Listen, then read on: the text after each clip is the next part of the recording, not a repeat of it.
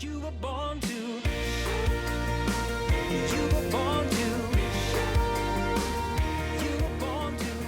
You were born to. Cool. Well, Glenn, thank you, brother, for being here today. Thank you for being on the podcast about a year ago, I think. Yeah, thank you. And this is great. It's great to have you here in Nashville with ClassDojo. I know you know Chad Steve as well, and he speaks so highly of you. So thanks for carving out some It's time. an honor, and thank you for even thinking of me to be on here. Oh, no, my pleasure. And, you know, as a superintendent, as a leader, what's your favorite part about being a superintendent? I think my favorite part is the smiles I get to see each and every day. Yeah. Being out in the schools, being out in the hallways, being out on the arrival dismissal, you know, walking into different learning labs and seeing the kids engage and interactive, and just the smiles, you know, or the big hugs I'll get, or the high fives, or just kids talking to me because they feel comfortable and safe to have a conversation. Yeah. So to That's me, great.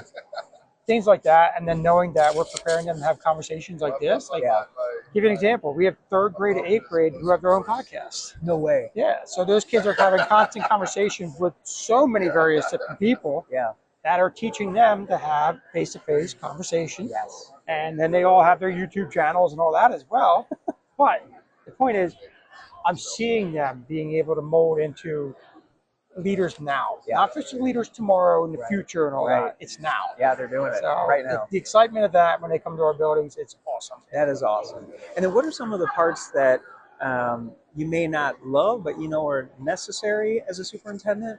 Or anything come to mind? Well, I think it's probably going to be a different answer for every person you ask. Yeah.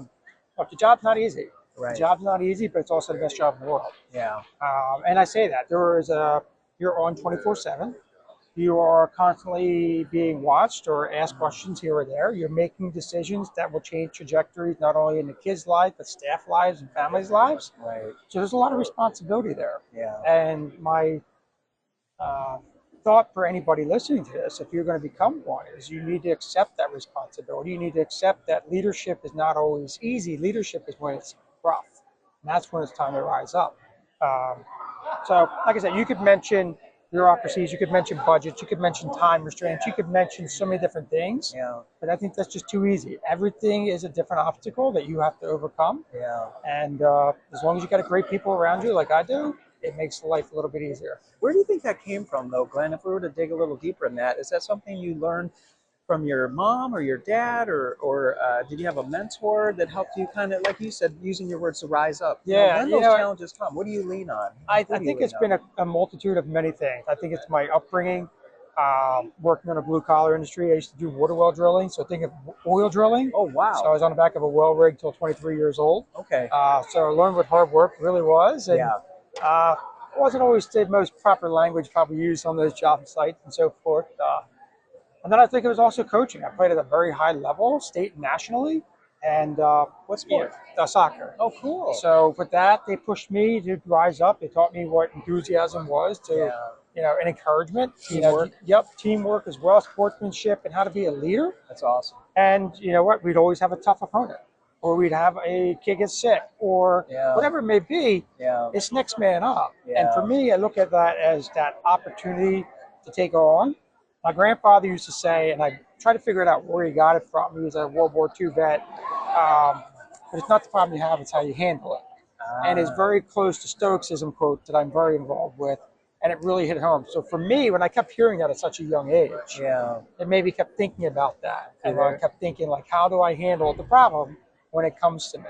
So I attribute that to my grandfather all these years ago. That's amazing. I'm glad I asked that question. Thank you for sharing that. That's really cool. And what position did you play in I soccer? was defense. I was sweeper, stopper, fullback. It didn't matter. Okay, cool. That's awesome.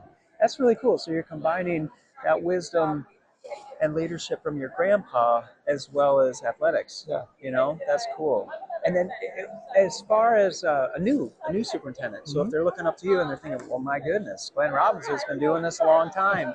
He knows a lot about this. What would you share with him or her as a new superintendent? Number one, reach out to me. Okay. I'd gladly help out. I mentor. I've been doing the mentoring program for AASA for the last 4 or 5 years. Oh, cool. With national soups all across the country. And that would be my next words of advice. Get a mentor or two or three. Get a reverse mentor, someone younger than you that can give you some ideas, or a different profession. Doesn't have to be just education. You're in leadership role now. You Yeah. need to have to understand the greater structural things of leadership, Right. not just education. So yeah, lean on people more than what you actually realize you need to lean on.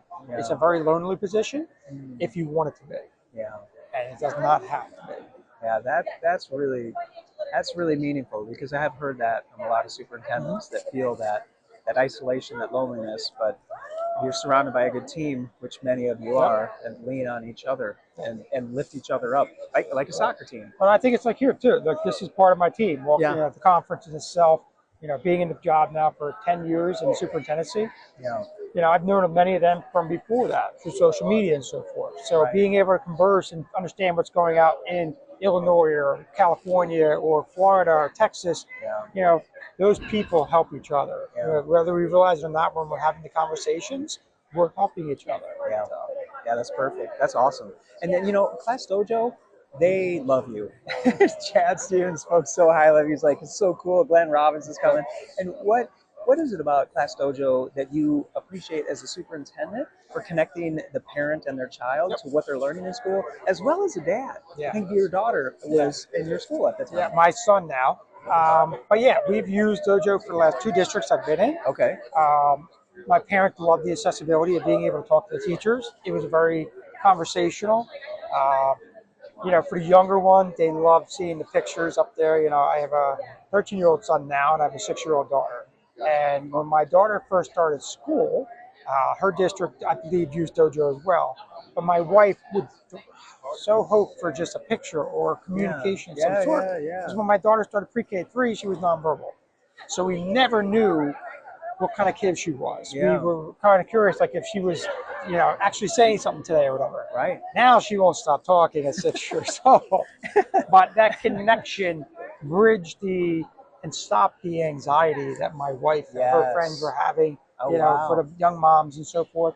But Dojo's been great for the fact too. We could quickly blast it out. We weren't just using it for classrooms; we were using it at a district level. Yeah. So we were showcasing out all the things we were doing, as well as any informational things, snow days or Yeah. whatever it may be. Yeah. We were putting that information out there. Immediately the parents Yeah. would know. So Yeah. it's like they have it's almost like they have the superintendent as a BFF Yeah, on their and cell phone. Yeah. I'm listening. I'm just making sure it's tracking. Yep. Okay. Good. Okay, so and that's the one thing I had to realize too is like I started having parents DM me, and I'm like, you need to email me. They're like, why don't you answer? I was like, because I turned off my notifications. Yeah. I'm not always checking to see your text That's from hilarious. Dojo at like 2:00 in the morning. Yeah. I'm sorry. Yeah. You need to sleep. Yeah, follow up with me on an email so I make sure to go look at my Dojo DM. Yeah. But the parents enjoyed that. So And what a huge benefit ClassDojo provides to not only superintendents and teachers, but parents and like your wife, saying reducing that anxiety. Like, how's our kid doing? How's Yeah. our baby doing? Yep.